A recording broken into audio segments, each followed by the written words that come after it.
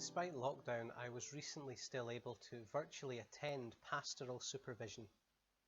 Pastoral supervision is an opportunity for me to meet with my supervisor and reflect on my ministry.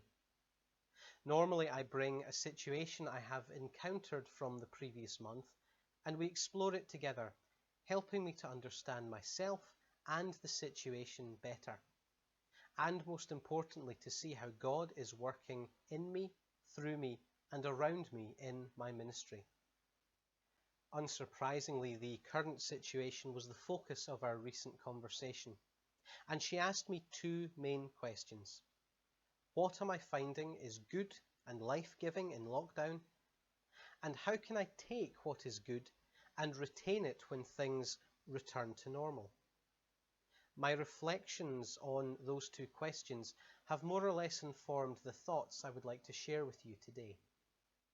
As I shared yesterday in the Saturday special Living in Lockdown, there are things which I find good about this situation, and I focused more on the personal things that I'm doing which give me life.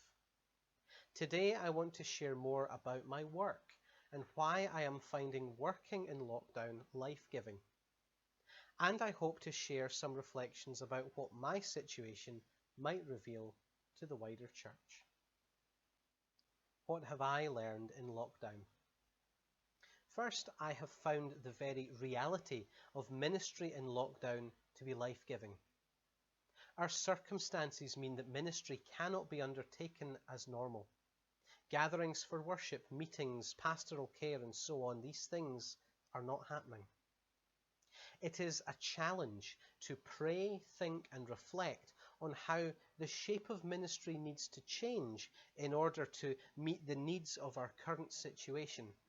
And this needs to happen fast as things are constantly changing. I get excited when the church explores new and different ways of sharing the good news of Jesus Christ through our words and our deeds. So to be in a context where I am having to quickly reshape my ministry to respond to a fast-changing situation is energizing. The fact that lockdown has prevented much of the normality of church has also opened the way for me to explore some avenues of ministry which, until this point, I did not have the time to look into. These videos are a prime example. I've been a consumer on YouTube for years now and have often wondered what kind of content I could create that would engage people with the Christian faith and the Word of God. These videos, although shorter than my average sermon, take a fair amount of time to create. I have to write the scripts, record the videos, edit out the inevitable mistakes, and then upload and post them. I would never have had the time to do this with the other pressures of ministry. But now I have the space to, hopefully, create something regularly, which is meaningful, engages people with the Christian faith, and is of a decent quality. In terms of pastoral care, visiting is out of the question. Instead, I have been trying to phone a few people each day. It has been good to keep up with people, and I have found the conversations I'm having, though often shorter, carry a greater meaning. There is a stereotype of pastoral visiting which involves the minister popping round to see absolutely everyone, having a cup of tea, and the conversation never really moving beyond small talk.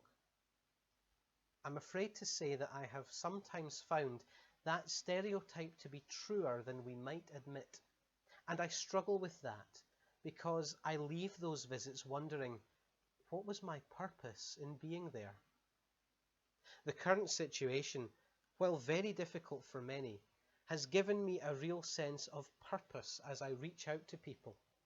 I'm checking that they are well, making sure they are being supported, and most importantly, encouraging them to look to God in the current situation. I mentioned this yesterday, but a third life-giving reality of the current situation is that I have space to read again. I sometimes struggle with being very goal-oriented and need to justify how I spend my time to myself. While I undoubtedly benefit from being able to reflect on and develop my ministry through reading, when I'm surrounded by other pressures, it can be very difficult to justify spending time just sitting with a book.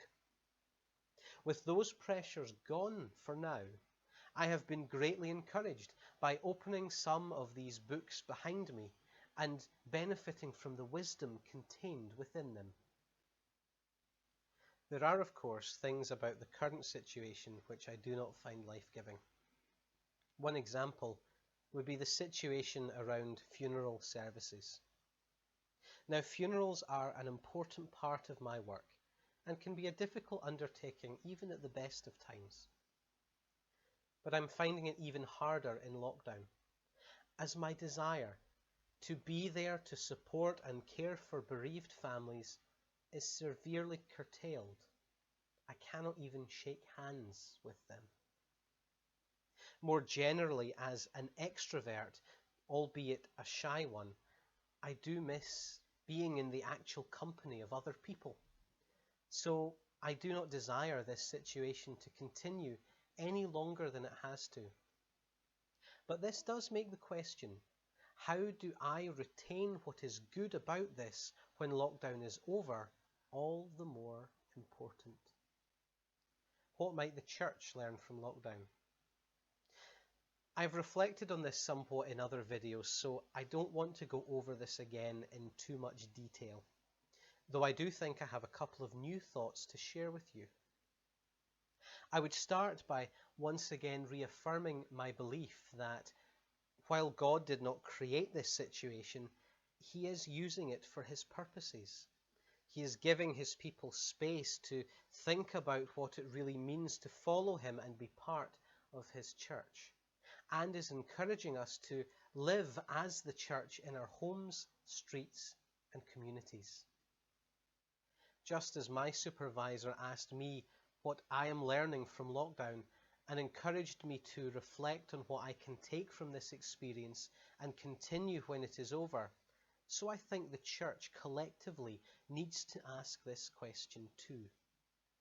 Certainly it is my intention to create space in Clincarthill Church to allow us to explore this. I'm hoping that once we are able to meet again, we can reflect as a congregation on what we have learned and how we can use that learning in the continued ministry to our parish. One way I've been encouraged to think about this, and would encourage others to think about this too, is to ask, what do I miss most? We cannot meet as a church family, so what about that do I miss?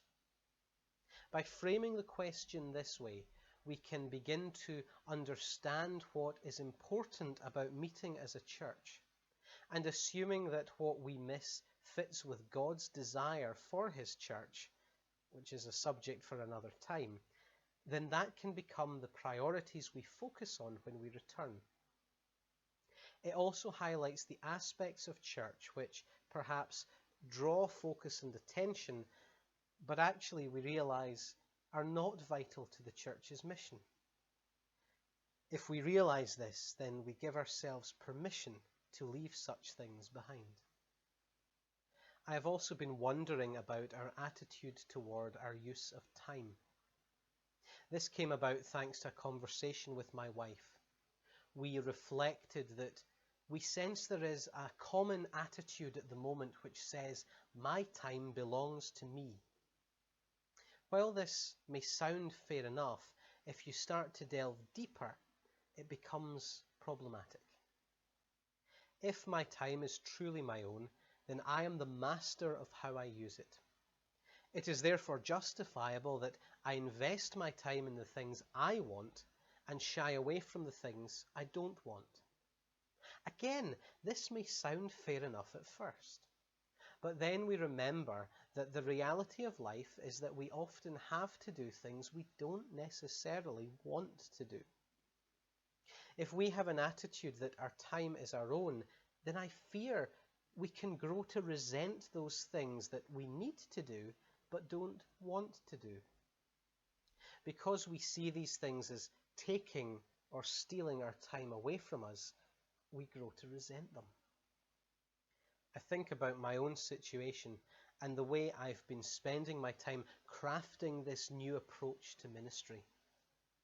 While I have found it life-giving and I've been happy to invest my time in it, I'm under no illusion that I can continue like this when things go back to normal. Other ministerial obligations will return, aspects of my job which I like and I miss, but also aspects of my job which are more life-draining than life-giving. If I view my time as my own, then I will grow to resent those things which I view as stealing my time away from the things I would rather be doing. The remedy to this is to view my time not as my own, but as belonging to God. Certainly this reality is expressed in the Bible, in places like Psalm 139 verse 16, which reads, "All the days ordained for me were written in your book before one of them came to be." If my time belongs to God and I am using it to pursue His plans and priorities for life, that transforms my view of how I use it. I can still use my time to follow my own pursuits so long as they fit with God. And when other obligations come, I can more gladly give of my time to them, again, so long as they fit with God. This also connects with the things we do as a church. The things we pursue should fit with God, and the things we leave behind are those things which do not fit with God. That is not to say that the things we leave behind never did fit with God's plan or purpose. It's just recognizing the fact that as our world changes regularly, so too does our approach to sharing the good news about God, even although the central message of Jesus' death and resurrection remain the same. In 2019, Clincarthill's verse of the year was 1 Corinthians 10, verse 31, which reads, "So whether you eat or drink or whatever you do it all for the glory of God." I suppose that, in essence, is what we can learn from lockdown. Whatever we do after all this is over, as Christians, as churches, as ministers, we are to ensure that whatever we do it for God's glory alone. And we take this lockdown as an opportunity provided for us to give us the space and the time to reflect and discern how we need to change in order to ensure that we do live for His glory alone. May God bless your reflections and guide your thoughts. May He bless you this day, and I'll speak to you soon.